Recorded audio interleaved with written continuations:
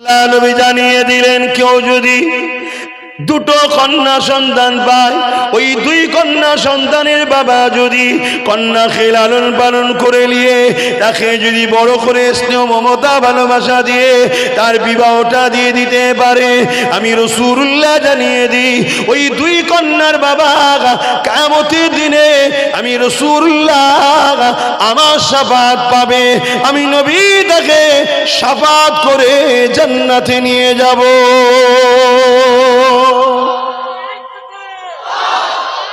আল্লাহ, তাহলে কারো যদি দুটো কন্যা সন্তান হয় ওই বাপকে শাফাত করে জান্নাতে নিয়ে যাবে রাসূলুল্লাহ। এই শুনছেন, এমন কেউ বলেছে দুটো কন্যা হলে এই ফ্যাসিলিটি আছে? বলো, কেউ আছে? আমি ইসলামের ধর্মের একটা ধর্মগুরু, ইসলাম ধর্মের প্রচারক হিসাবে আমি পুরো দুনিয়াকে চ্যালেঞ্জ দিচ্ছি, আসো আমার ইসলামের মোকাবেলায় যুক্তি তর্কে কিতাবে ঝগড়াই নয়, মানুষ মানুষ ভালোবাসায় আসো। আমার ইসলাম নারীকে যে সম্মান দিয়েছে এই সম্মানের মোকাবেলায় কেউ দাঁড়াতে পারো যদি নিয়ে আসো, দেখি কি আছে কার। শুনছেন না শোনেন? তোমরা না জেনে আমার ইসলামকে গালি দিও না, না জেনে আমার ইসলামে মিথ্যাচার করো না। মনে করছো ক্ষমতার জোরে যা কিছু করে নেব, আরে ক্ষমতা ফুরাতে বেশিক্ষণ সময়, জোরে বলুন বেশিক্ষণ সময়, কাল আমাদের হাতে আসতে বেশিক্ষণ সময়। কিন্তু আমরা জুলুম করব না, আমরা আইনের আওতায় আনবো, পাছা লাল করে ফেলবো। কেন তোমরা জুলুম করছো আমার ইসলামের বিরুদ্ধে? তোমাদের হাতে দেশ আছে বলে যা খুশি তাই করে নেবে, এটা ভেবনি। তোমরা সংবিধান বিরোধী কাজ করছো। সংবিধানের 25 নম্বর ধারা মানুষকে ধর্মীয় অধিকার স্বাধীনতা দিয়েছে, কারো ধর্মের উপরে কারো বিরুদ্ধাচার করা, হস্তক্ষেপ করার রাইট দেয় না সংবিধান। কত শুনছেন? কিন্তু এরপরও এরা করার সাহস পাচ্ছে কেন? আমার জাত ভাইয়েরা ঘুমোচ্ছে তাই, আমার জাত ভাইয়েরা এদের পিছনে দলদাস হয়ে আছে তাই, আমার জাত ভাইয়েরা এদেরই উত্তরসূরিদের পিছনে ঘুরে বেড়াচ্ছে তাই এরা এই সাহসটা পাচ্ছে। আমার কথা কষ্ট পেচ্ছেন নাকি আপনারা? তাহলে বলা বন্ধ করে দিই নাকি? আজ আমি জানতে চাইছি, আল্লাহ রসুল যেখানে বললেন কেন সব দাও, ফুল দেবে, এমনি ভাঙরের মাটি, আল্লাহ এ মাটি কিন্তু আল্লাহর ওলিদের মাটি, এ মাটি আল্লাহর ওলিদের মাটি। ভাঙরে এত বড় বড় আলেম জন্মেছে, আজও আছে অনেক আলেম। কথা বুঝে আসছে? এই জমিন অনেক পবিত্র। কেন? এখানে শুয়ে আছেন সুলতান সৈয়দ আসগর আলী রহমতুল্লাহ আলাইহি, এখানে ফুলবাড়িতে শুয়ে আছে আমার দাদা মেজো হুজুর পীর কেবলার, তারপর আমাদের শামসুদ্দোহা ভাইয়ের আব্বাজান, এসব বড় বড়। তারপর আরেকজন খুব কড়া লোক ছিল গলব সাহেব, এই ও লোক বেচারি দাদা হুজুরের সিলসিলার জন্য অনেক লড়াই করেছে।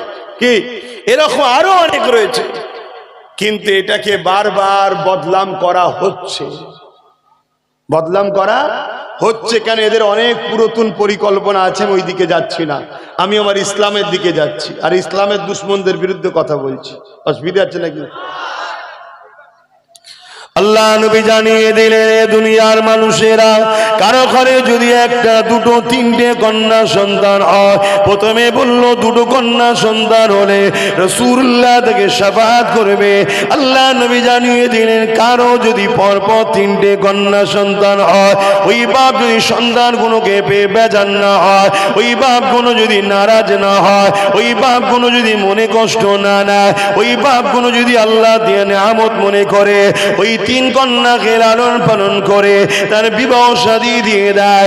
আমি রাসূলুল্লাহ জানিয়ে দিলাম ওই তিন কন্যার বাবা আর আমি রাসূলুল্লাহ আল্লাহর জান্নাতে দুটো আগুন তুলে দেখিয়েছে যেমন পাশাপাশি, ওই তিন কন্যার বাবার আমি রাসূলুল্লাহ আল্লাহ পাকে জান্নাতে পাশাপাশি থাকিব।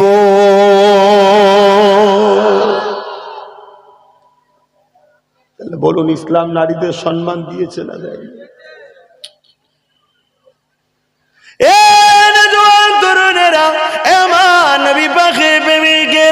দুনিয়ার আইন হলো পুরুষকে এমন করে পণ দিতে হবে, পুরুষকে নারীর বাবাকে টাকা দিতে হবে, গাড়ি দিতে হবে, খাট পালং দিতে হবে, ঘর সাজিয়ে দিতে হবে। এটা দুনিয়ার আইন, দুনিয়ার আইন। আর আমার ইসলামের আইন হলো পুরুষকে নারীকে সম্মানিক মোহর দিতে হবে, তেন মোহর দিতে হবে, পুরুষকে দিতে হবে, পুরুষকে নারীর বাড়িতে যেতে হবে, নারীকে সম্মানের সঙ্গে নেকা করে নিয়ে আসতে হবে। এ যুবকেরা, তরুণেরা, বাপেরা, আল্লাহ পাক আমার রাসূলুল্লাহর মাধ্যমে নারীদের কি মর্যাদা দিয়েছে, কি সম্মান দিয়েছে। এ পুরুষেরা শুনে রেখে দাও, আমি একজন পুরুষ এবং হুজুরের ঘরের ছেলে, নবীর খানদান হিসাবে বলে যাচ্ছি, প্রতিটা পুরুষের জান্নাত হলো নারীর পায়ের তলায়। প্রতিটা পুরুষের জান্নাত হলো নারীর পায়ের তলায়। ওই নারীটা হলো ওই পুরুষের আম্মা জান। আল জান্নাতু তাতা আকদামুল উম্মাহাত। প্রতিটা ছেলে শোনো, প্রতিটা পুরুষ শোনো, প্রতিটা ছেলেদের জান্নাত হলো তার মায়ের পায়ের তলায়। মা হলো নারীর জাত, তাই নারীদের এত মর্যাদা আল্লাহ দিয়েছে। এ আমার মায়ের জাতেরা, আজ আপনাদেরকে বলি, দুনিয়া আপনাদেরকে নিয়ে খেল তামাশা বানাতে চাইছে, দুনিয়া আপনাদেরকে নিয়ে মজা করতে চাইছে। কিছুদিন আগে দেখতে পেলাম এই ভারতের একটা ভণ্ড বাবা, সেই বাবা নিজে বলতে লেগেছে নারী হলো মজা করা জিনিস। দেখেছেন কেউ সোশ্যাল মিডিয়ায়? কে কে দেখেছেন একটু সাক্ষী দেন। বাহ, একের অধিক তো হলেই গ্রান্টেড হয়ে যাবে। এখানে তো অনেকে সাক্ষী দিচ্ছে। তাহলে বাবা কি বলছে? নারী হলো, জোরে বলুন, মজা করা জিনিস। আর ইসলাম নারীদেরকে যারা মজা করা বলে তাদের বিরুদ্ধে যুদ্ধ করতে বলেছে। তাহলে এই বাবারা ইসলামের বিরুদ্ধে লাগবে না? লাগবে না? যেমন আর এক বেরিয়েছে 4 পাস জালিম, 4 পাস। সে জালিম বলছে কোরআনে নাকি 5 নম্বর আয়াতটা সূরা তাওবার নাকি হিংসা ছড়াচ্ছে। বলছে না? বলে না? আরে তুই তো 4 পাস রে, তুই কোরআনের তো কফ বুঝিস না, তোর আব্বা বোঝে না, তোর দাদু বোঝে না, তোদের যত বড় বড় মাথায় বসে আছে তারা বোঝে না, তুই কি করে বুঝলি রে? তোদের বড় বাপ মাথায় যে বসে আছে সে আবার আমেরিকার বড় বাপকে আব্বা বলে, সেই আমেরিকায় কন্টিনিউ কোরআনের রিসার্চ হচ্ছে, তারাও বলতে পারছে না কোরআনে ভুল আছে। তারা বলছে কোরআনই একমাত্র কিতাব যার মধ্যে কোনো সন্দেহ নাই। জোরে বলুন সুবহানাল্লাহ।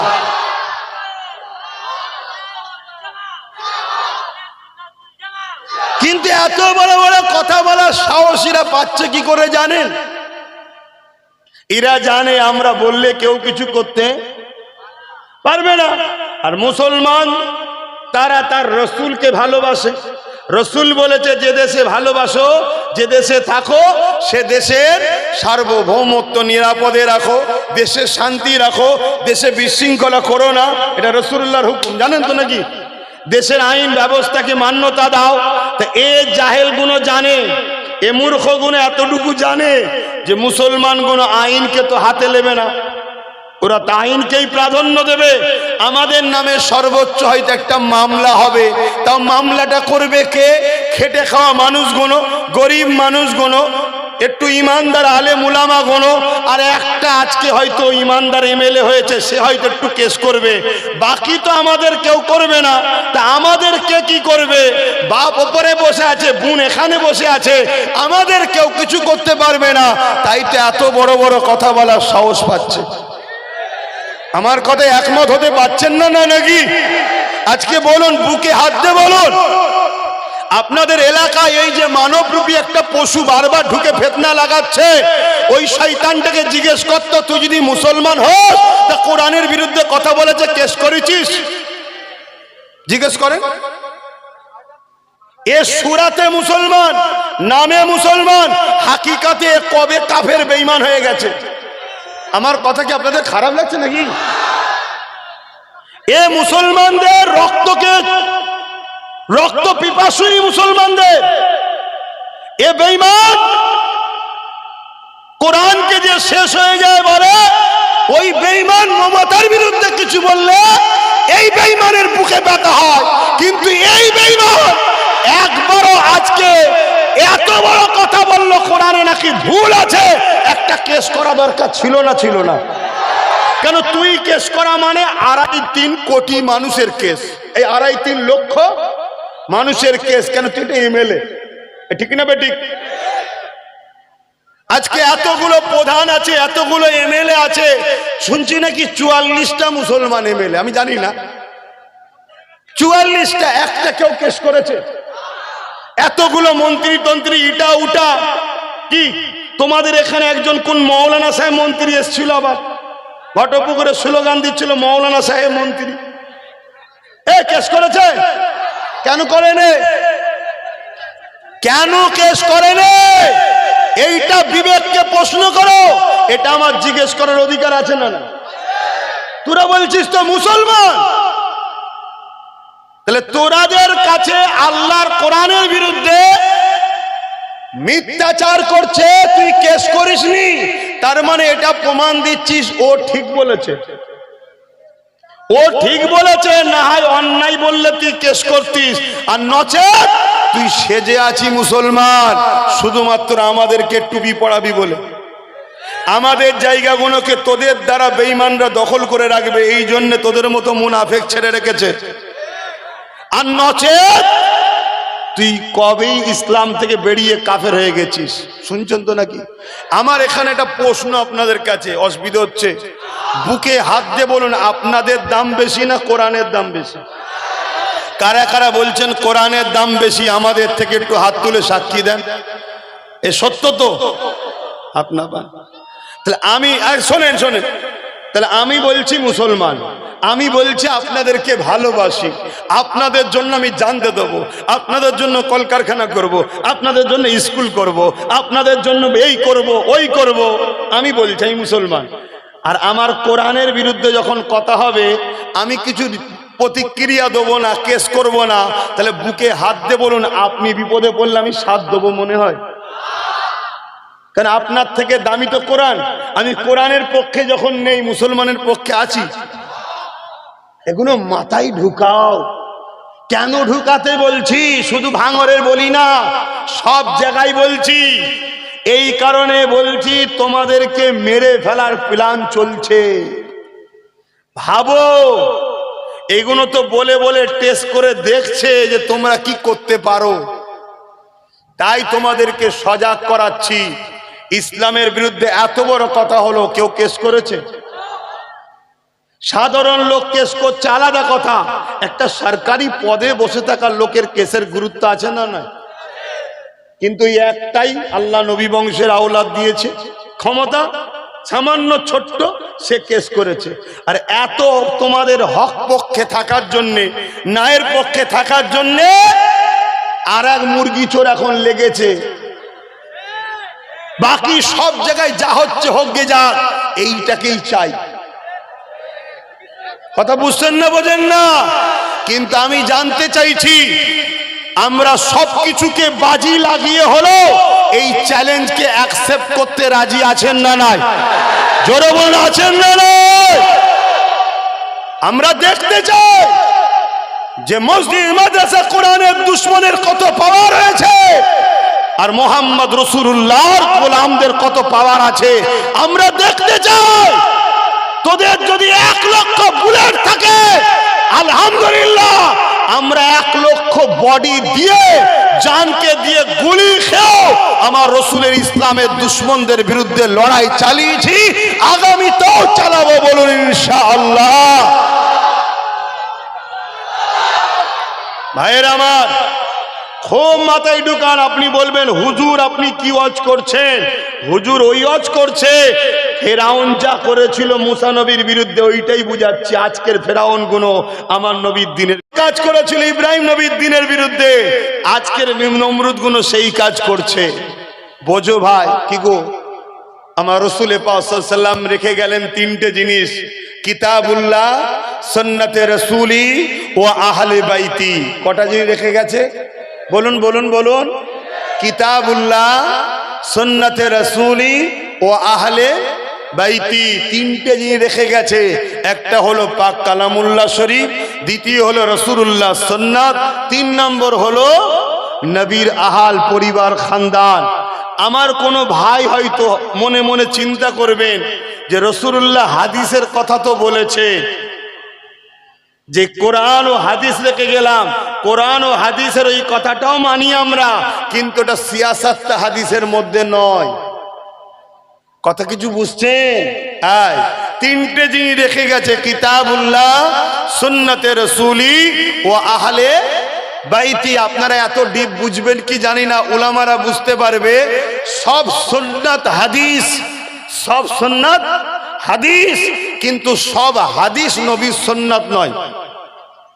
কিছু বুঝাতে পারলাম? তাই নবী বলেছেন মান আহাব্বা সুন্নতি, মান আহাব্বা হাদিসি বলেনে, মান আহাব্বা সুন্নতি, আমার সুন্নাতকে যে ভালোবাসলো, ফাকাদ আহাব্বানি, সে আমায় ভালোবাসলো, যে আমায় ভালোবাসলো, কানা মাই ফিল জান্নাত, আমার সঙ্গে জান্নাতে যাবে। কেন? সব হাদিস নবীর সুন্নাত নয়, কিন্তু সব সুন্নাতটাই নবীর হাদিস। একটা হাদিস দিয়ে আরেকটা হাদিসকে নবী রদ করেছে, বাতিল করেছে। বাতিল বলে ওটাকে হাদিস অস্বীকার করলে ঈমান চলে যাবে, ওটাকে হাদিস বলে সম্মান করতে হবে, কিন্তু ওর উপরে আমল গ্রহণযোগ্য নেই, আমল করতে পারা যাবে না। যেমন রসুল বললেন কবর জিয়ারত করতে যেও না, কবরের কাছে যেও না, এটা হাদিস না? হাদিস না, জোরে বলুন। কিন্তু পরবর্তীতে নবী নিজে আম্মা আমেনা হুজুরের কবর জিয়ারত করে প্রমাণ করে দিয়েছে জিয়ারতটা কিভাবে করতে হয়। এটা হাদিস এবং নবীর সুন্নাত নিজেও করেছে। জোরে বলুন সুবহানাল্লাহ। তাহলে আগেরটা হাদিস না? হাদিস নয়। ওটাকে কিন্তু অস্বীকার করলে ঈমান, কিন্তু ওটার উপরে আমল চলবে না। কেন? ওটাকে রদ করেছে নবী আরেকটা হাদিস দিয়ে। এবারে বলেন কেন রদ করেছে? কারণ হচ্ছে তখন কবর নিয়ে বাড়াবাড়ি হতো, কবর নিয়ে শরিয়ত বিরোধী বাড়াবাড়ি হতো। তাই রাসূলুল্লাহ বললেন খবরদার যাবে না, পুরো মানা হয়ে গেল। তারপরে নবী বলছে যাবে, এই সিস্টেমে যাবে। কথা মাথায় ঢুকছে? এত ডিপ তো আপনারা বুঝবেন না, এটা উলামারা বুঝবে। তাই রসুল বললেন তিনটে জিনিস রেখে গেলাম, কিতাবুল্লাহ, সুন্নতে রসুলি ও আহলে বাইতি।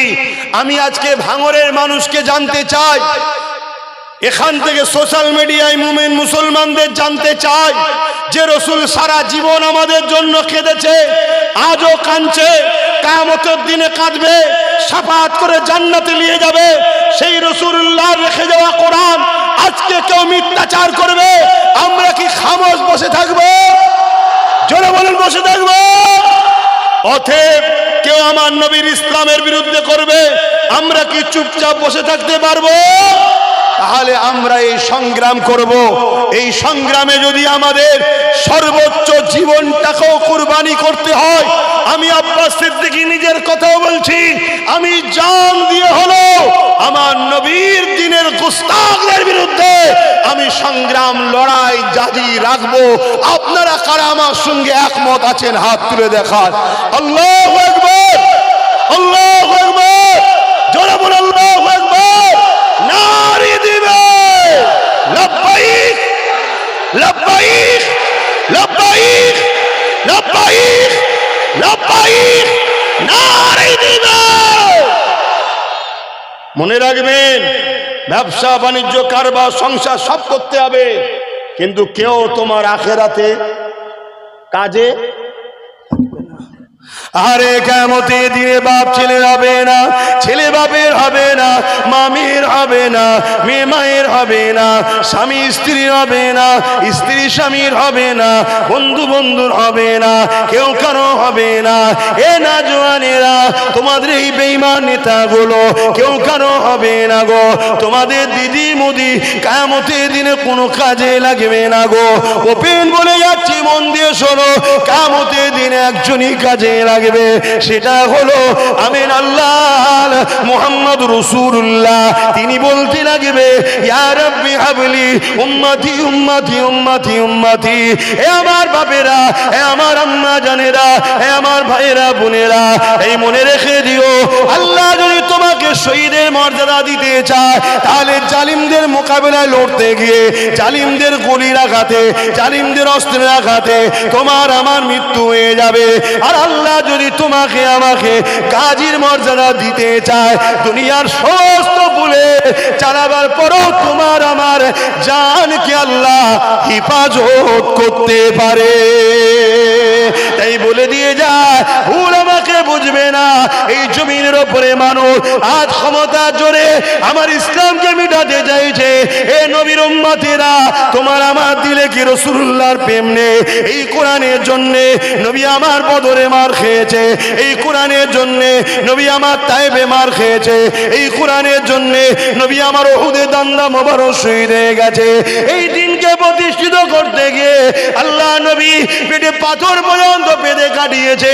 এই দিনের জন্য রাসূলুল্লাহ পাহাড়ে গিয়ে বন্দী হয়ে সেখানে গাছের পাতা ফলমূল খেয়ে জীবন ধারণ করেছে। এই দিনের জন্য আল্লাহ নবী নিজের পিয়ারা ইমামে হোসেনকে কারবালাতে শহীদ করেছে। এই দিনের জন্য নবী সাহাবারা নিজেদের জানমাল কুরবান করে দিয়েছে।